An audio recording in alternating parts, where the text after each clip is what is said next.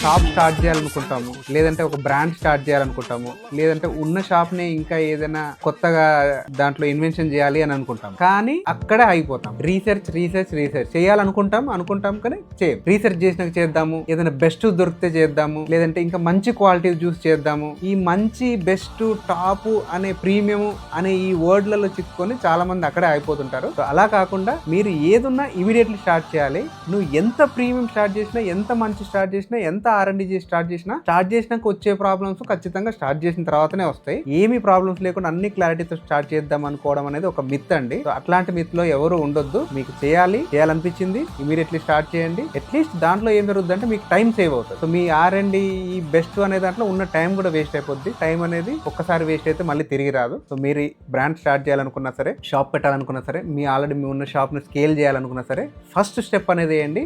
ఒక్క స్టెప్ చాలు. Step by step వేస్తూ ఉండండి. మీకు ఖచ్చితంగా సక్సెస్ అనేది వస్తుంది. స్టెప్ వేయాలి, కొంచెం టైం కూడా దానికి ఇవ్వాలి. పేషెన్స్ అనేది కూడా మనకు చాలా ఇంపార్టెంట్. సో ఏం చేయాలనుకున్నా ఇమీడియట్లీ స్టార్ట్ చేసేసేయండి.